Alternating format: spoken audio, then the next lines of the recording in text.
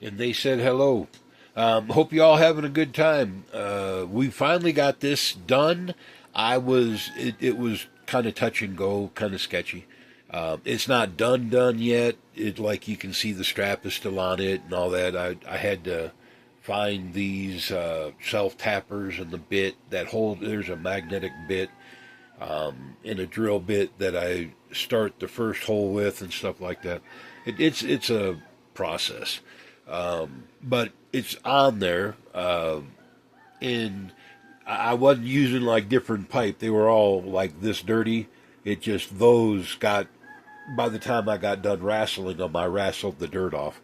Wow, was that nasty! And then I got it all over the wheels of the wheelchair before I could back up. I had it contained in the beginning uh, because there's a chunk of insulation somewhere right here. Here it is. Is that was what I was really fearing because that's like the blackest of soot. That's not creosote like at all.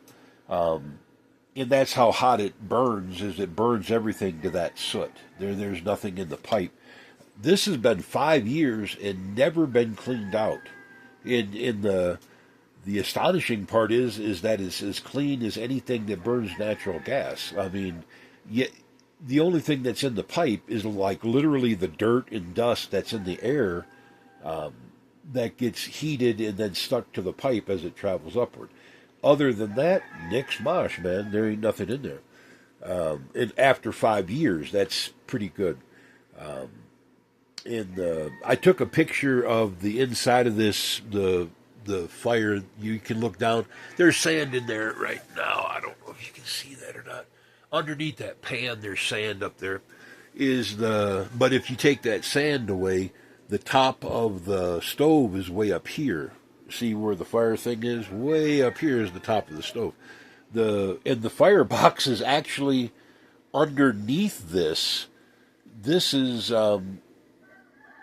this is like lower than the door of the fire on the other side.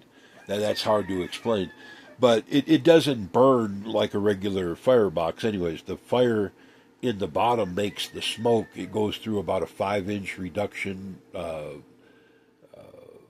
thimble, a rocket nozzle, whatever term you want to use.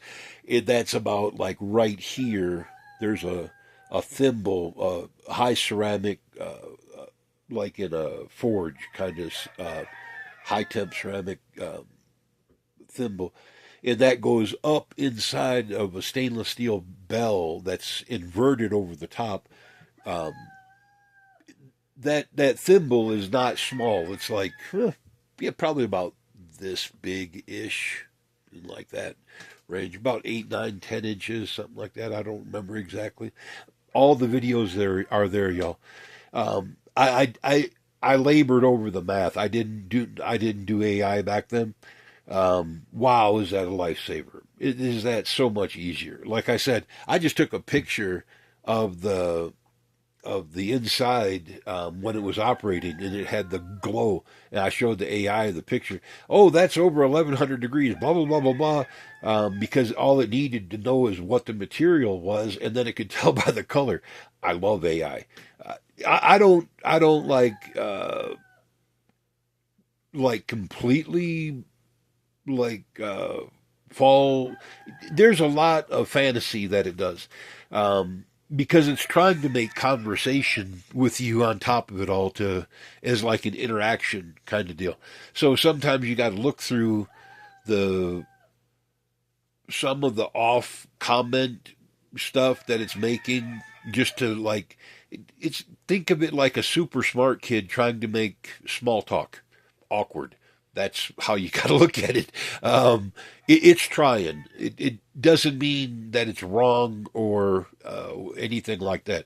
Its math is on. That's the one thing about AI. Its math is on. And if you're asking it to model stuff, like model different things, it's really scary good. Um, I like it is what I'm trying to get at.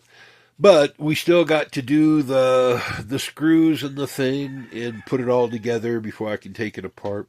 I'll probably clean it because that was really horrible. Ooh, man, that was bad. Um, and it will smoke really, that oil and dust and stuff like that. It's going to smoke bad anyways because that most of that's a new pipe, and that black paint burns off. Um, but even what isn't going to burn off, it'll be like oily and dust, and it'll be bad. Um, yeah, it's going to be bad. Oh, well, y'all, I hope y'all having a good time. Other than that, oh yeah, here we go. Is so far, and this is the second, no, it's the third already. Yeah, it's the 3rd of March. Wow, yeah, it's going by quick. We've been bombing people and doing all kinds of ridiculous stuff. 2,856 kilowatt hours of energy into this floor so far. It's not plugged up this morning. The floors are 80 degrees, 80.9 coming out, and 80.6 going back in. That means the floor is pretty much 80 degrees, something like that. About 78 probably in here. If it was full on summer, I'd already be crying for an air conditioner. I think I'm going to buy me one of the mini splits, about a 12,000. I need a 120 because I still don't have the 220 inverter. But I was thinking about buying a 12,000 BTU mini split just to use the electricity. The second I don't start, or the second I don't need it for the floor, I need it for something else. I need to do something else with it. There's not enough washing clothes or pumping water or cooking or any of that stuff that uses up the power that I produce out there. It's a crazy amount. About 6,500 watts continuous through the day. It's pretty good. And if you have a way to sequester the heat into the floor and then get benefit from it so you don't waste a dime on like space heat, this is a plus, y'all. The whole radiant floor thing is definitely a winner. Winner, chicken dinner. Need a bigger tank with 2 elements would make this so much easier. Same setup. Oh, we are making power. It's early. It's early 30. I'd show you outside, but it's dark out there.